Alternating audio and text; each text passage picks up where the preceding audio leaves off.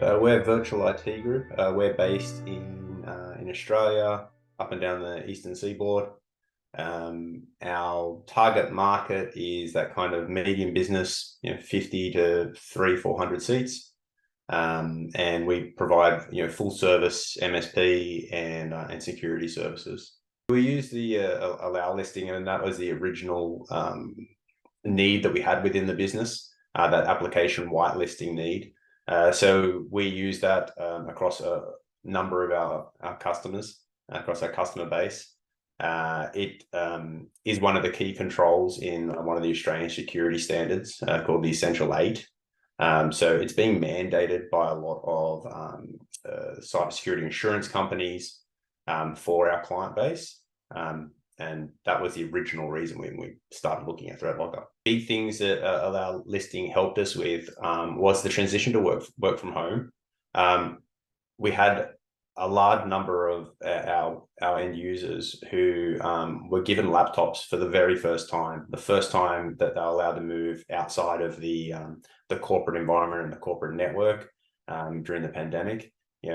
Instead of planning out that transition for 18 months, customers just immediately had to do it on a week's notice.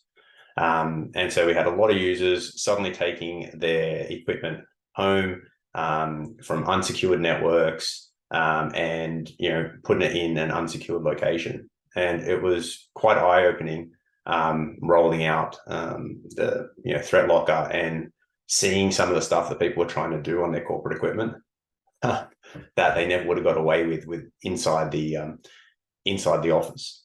Suddenly you've got this corporate equipment that's sitting in a random house with random other people in the house, sometimes trying to do things on it, whether it's accessing websites, whether it's running programs, just plugging in a USB drive and doing things that we definitely didn't want happening, and potentially introducing either unwanted programs or malware, etc., into the environment.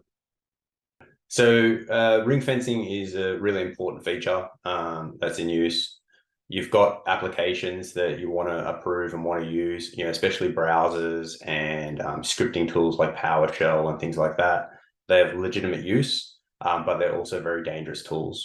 So the ring-fencing is there to stop those being exploited, either being used maliciously, deliberately, or just being exploited by dodgy websites and things like that are trying to use that as an entry point to launch into something else. Especially internally for us as well as a technology company, we have a lot of engineers needing to use PowerShell to do a lot of different things. So ring fencing allows us to control what websites they're able to call out to. There's a lot of granular control to be able to restrict PowerShell connecting to particular websites to either download things or to upload information. So we can keep that to a really tight-knit list of approved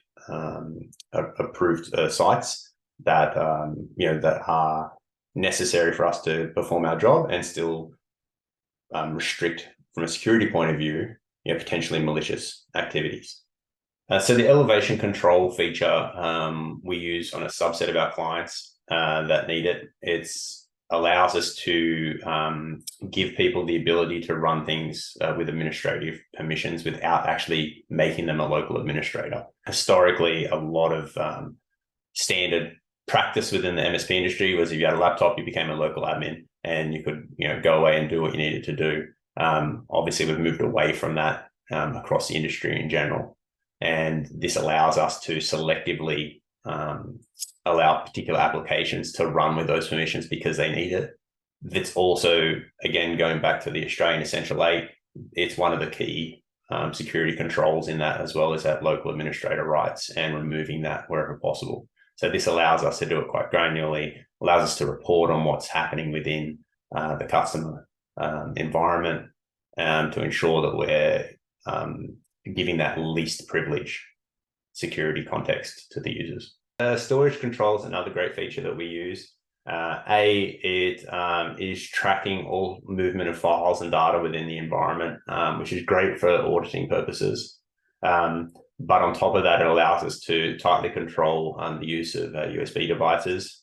USB devices are one of the biggest areas of data leakage. Once a file's been copied to the USB, anything can happen to it, and you've completely lost control of that data. So we have some of our customer base that are in highly controlled environments. There's a lot of IP. There could be, confidential information, personally identifiable information that's under, under government standards that need to be, protected. So locking down the storage environment and restricting USB access while still being allowed to use USB where necessary is really important to those customers. So the unified audit part of ThreatLocker is great. It's one page that shows everything that's going on in the organization. It allows us to troubleshoot when we're having issues with an application. It allows us to see what's actually being called and what's being run. So that helps us identify, is it ring-fencing that's blocking? Is it just straight application whitelisting that's blocking it? Is it storage control that's blocking it? So it allows us to get really, really granular in our policies when we allow things rather than just putting a big, wildcard whitelist in. That's the thing that we try to avoid where possible, is using those sort of blanket wildcards. Every application vendor, when you look at their installation documentation, they say, look, from your AV and all your security tools, just whitelist our whole directory and everything will be fine. Obviously, we don't want to do that. ThreatLocker is really easy. It's pushing out any sort of security app, get it out and installed into the environment. It goes into an automatic learning mode where it's picking up everything that's currently installed and being run within the environment and automatically creates a whole bunch of policies for you. We then go through and review those policies to determine what is legitimate, because obviously you don't want to necessarily whitelist everything that's initially in the environment. And then we move those machines into actual protected or secured mode, and it'll start blocking things that aren't on that approved list and anything new that turns up in the environment. So the install experience is really easy from a tech's point of view, and that initial learning phase has no impact from the end user perspective. On the flip of that, if we are installing it into an environment where there is a live security concern and threat, we can obviously lock it down immediately. That has a bit more impact to the customer staff, of course, but it's sometimes a necessary evil if you're in the middle of a security incident that you're trying to contain. The approval process is really straightforward. So when an end user sees something blocked, they try to run an application, they get a little pop-up in the corner of the screen saying, hey, this has been blocked by ThreatLocker. Do you want to request it to be allowed? When they do that, that flows through to us as their provider as a support ticket. And one of our security techs will jump in and then triage that application, decide whether it's a legitimate business application or not, and approve it. And we've got multiple methods of approval. Depending on the file, we can just approve it for use straight away, just on that file. We can go into installation mode if they're trying to install some applications. So it collects data on the entire files package that are installed. And we can even install that in a sandbox. So it doesn't even have to do it on their particular workstation. So it'll run it in a sandbox environment within the ThreatLocker ecosystem and collate that into a policy. And then we have the option of just approving that for that one workstation or server, or we can do it for an entire group of machines, or we can do it as a global policy across everything. And then depending on what the application is, ThreatLocker has a lot of built-in definitions. So if a customer is suddenly saying, look, hey, we want to start rolling out this new browser or this new application across our entire environment, there's a lot of pre-defined policies in place. And so we can pick that application, and that way ThreatLocker will handle in the back end automatically approving any updated files, any updated versions and things like that, which is a real problem with things like Chrome or Firefox, where there's a new version released every second day. So keeping on top of that approval process so they're automatically approved is a massive benefit for us. One of the things that ThreatLocker uncovers for us a lot is during that initial deployment phase is we often find a whole bunch of software that's installed in the environment that we didn't know about. One of the big things that is quite scary is the amount of remote access tools that are out there in an environment. So obviously as an MSP, we have our own remote access tool. You roll this out to a new customer and you find all sorts of things littered throughout the organization. Some of them, likely malicious. When we've been involved in an actual cyber attack or cyber incident, we have rolled out ThreatLocker in that emergency kind of rollout where it immediately goes into secured mode. And that helps us identify the indicators of compromise that have been identified through the incident response, and immediately ensuring that they are blacklisted within ThreatLocker to contain security events that are going on. So it can be used as an active tool in that security response. ThreatLocker helps with shadow IT by identifying what's out there within the organization, and B, limiting the list of applications can be used. So if we have an approved tool for a particular function, call it, creating PDFs, whatever it is, this is the licensed software within the organization. This is what's approved. Anything else that appears with it and on workstations is blocked immediately. It really helps organizations with their licensing compliance. Generally, if you come into an organization from a support point of view as an MSP, new customer gets onboarded to you, their environment is in whatever state it is. We often find pirated software, stuff that's not licensed properly, stuff that may have been provided by a previous provider, but still hanging around even though they're not paying for the license anymore. And if you get someone like Microsoft come in and do an audit on you, they don't care why it's there.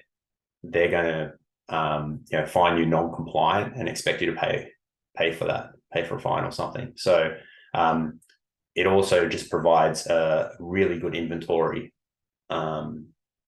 for the environment to allow you to respond to those sorts of things as well. But the risks of shadow IT, especially with things like remote access tools, every vendor who wants to come in and support your applications, they ask you to install TeamViewer and set up some sessions, and then the implementation's finished, and that's usually still sitting there left behind. So those sorts of things are really important to clean up, as they are an entry point into the environment that's unsecured compared to all the security controls you can put in place with the approved corporate IT. It's really important to keep that as clean as possible. The Cyber Hero support team is a godsend.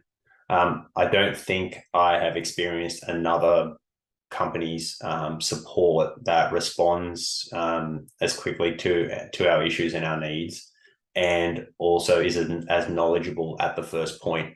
I'm used to logging a support ticket and then doing some really basic troubleshooting, and then it getting escalated to a back-end team, then escalated to an engineering team. I found in most cases when I've had to log something with the Cyber Hero, and when I say log, I mean just popping up the live chat in the corner and immediately talking to someone, that frontline person has been able to resolve that issue the majority of the time. And for us as a managed service provider, we've got a customer sitting behind us who's having an issue, and being able to turn that around that quickly is incredible. So one of the key Essential 8 controls is application control. So only allowing approved applications to run inside the corporate environment. Now that is ThreatLocker's bread and butter. That's exactly what the solution was designed for originally. So we can export out a list of all the approved applications to say, this is everything that's allowed to run within the organization. Here's all the policies. We can report on all the things that are being blocked, everything that's not on that approved list. And it just ticks that compliance requirement immediately. And what we're seeing is that more and more of cyber insurance questionnaires are asking or demanding that this is in place. It's gone from, for us as a provider, cybersecurity insurance, the questionnaire, even on renewals, has gone from 1 or 2 pages of questions to we're getting 10, 12 pages of questions from the insurance provider, being able to just immediately answer a bunch of those questions and say, yeah, ThreatLocker's in place. That's the tool we're using to do that. Just makes that renewal so much easier for our clients. So we are seeing clients who don't have these tools in place either being rejected for cybersecurity insurance or getting renewals that are 2 or 3 times what their previous policy was. We really struggled to find a tool that was designed for the MSP in mind. There are obviously other tools available, even native Microsoft tools, but they're very much one-to-one. So they sit inside whether it's Azure or whatever, or Intune, and that doesn't really work for us. We obviously have to support a large number of customers, and so we need a tool that we can live in one portal and manage multiple customers across that. We're obviously pushing out our own software to these customers, our management tools. We need to be able to globally approve those across 100 customers. Next week, we might decide to upgrade or change one of the tools that we're using or deploy something else across our customer base. And I can't have someone having to go into 200 different portals and approve something across all those customers. It'd be madness. So it really helps solve that for us. Account manager is really an extension of our team. He will meet with me anytime I need. He pushes me to put the most into the relationship to get the most out of it. Generally, if an account manager offers us, monthly catch-ups or fortnightly, whatever it is, and we drop the ball on our side, it kind of disappears and they move on to, their other accounts that might be a bit more high touch. Whereas Sammy from ThreatLocker has always, kept me honest as well. And if he has something he can offer to us, as such as direct access to a systems engineer or something like that, he will keep advocating for us to take that on so we can get the most out of the tool. And that's been a real godsend in the relationship. One of the things Sammy has set up for us is a regular catch up with a engineer who actually gets hands in the environment with us to talk us through best practice, anything that might be misconfigured within a customer or could be better configured. So that sort of high touch relationship is, in my experience, unique within the customers that we're the vendors that we use. We have a weekly session with our systems engineer it basically picks a customer, goes through it with us, has a look at it, makes suggestions on how we could improve policies that are in place. And as I said, that's unique in my experience.